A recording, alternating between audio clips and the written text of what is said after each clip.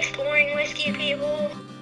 Welcome back to another episode of Exploring Whiskeys. I'm Eric. I'm Kevin, and today we're going to be kicking off a new lineup of whiskeys. 1792. Yeah, so we're starting off with their baseline, the small batch. The flagship of The line. flagship, the one that you pretty much see everywhere. I mean, this is a very easily available bottle.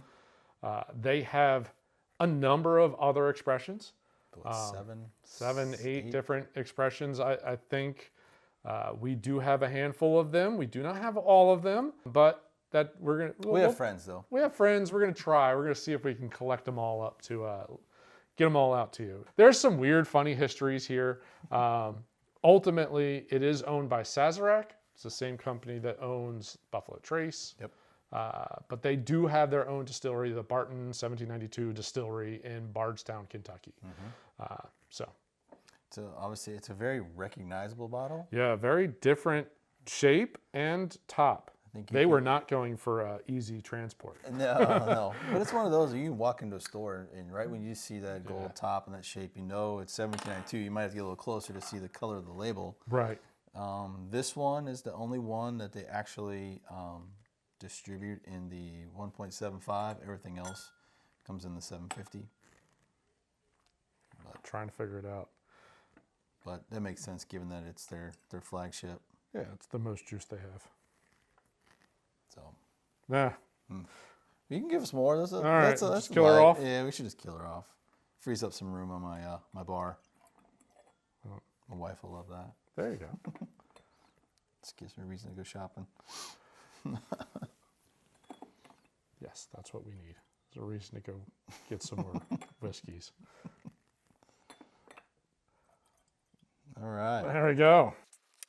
At one point, this was actually called Ridgemont Reserve. Ridgemont Reserve. 1792 Ridgemont Reserve was what it was originally named. And then It was 8 years. An 8 years age statement. it was an age statement bottle and super popular. And apparently Woodford Reserve did not like the fact that they used the word reserve in their whiskey and ended up suing them and won. So they just switched to the 1792 and stuck there.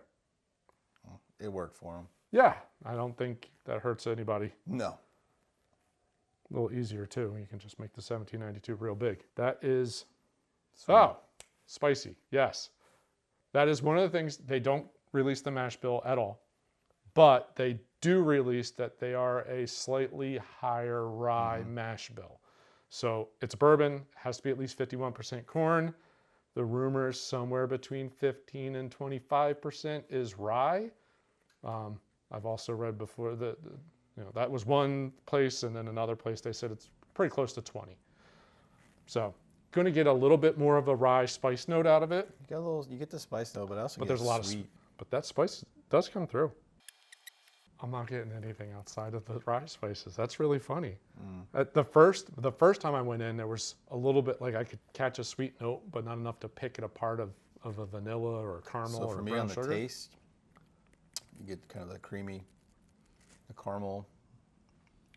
I guess the vanilla. It finished the taste finishes with the rye, but then it immediately the finish just goes back to that sweet. Not for you because of the rye. I get a lot of rye.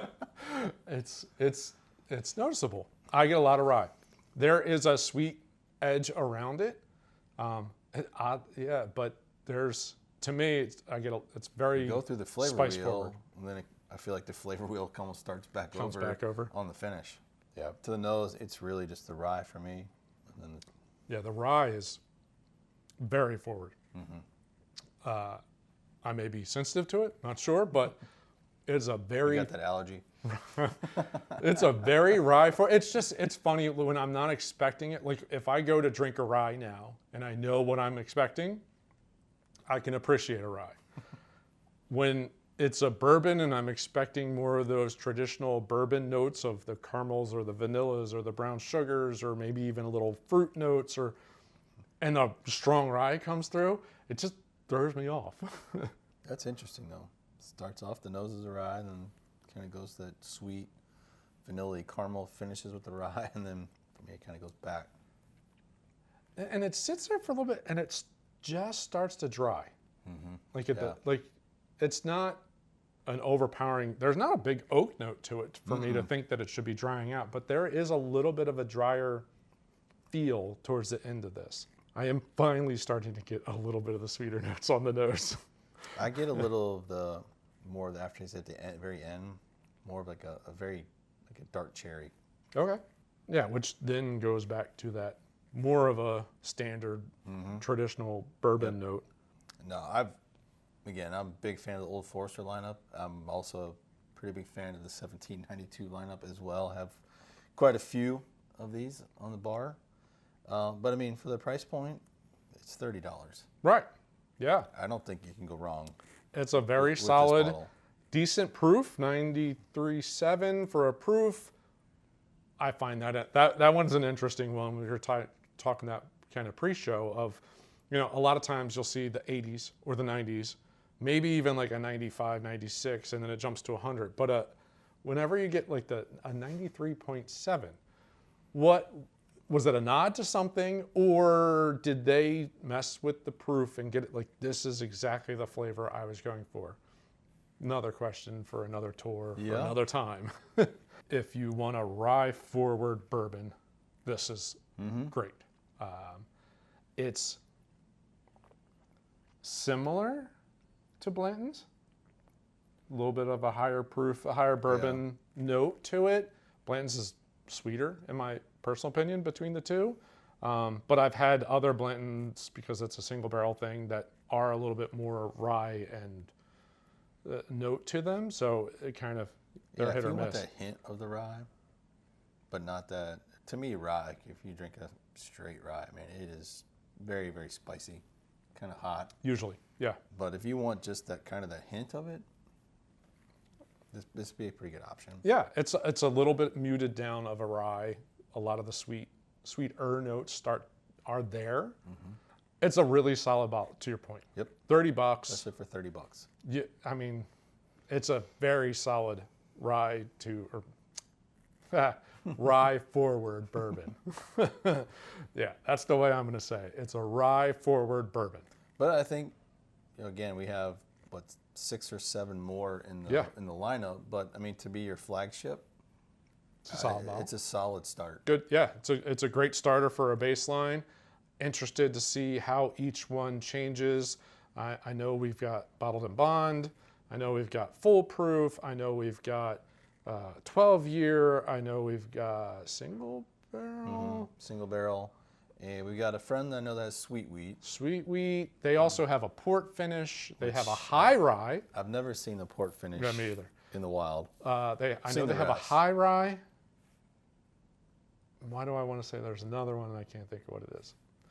They all have a different color label too. Yeah, that is an interesting part. Is each one has a slightly different color to the label, so that it's the ribbon around the neck.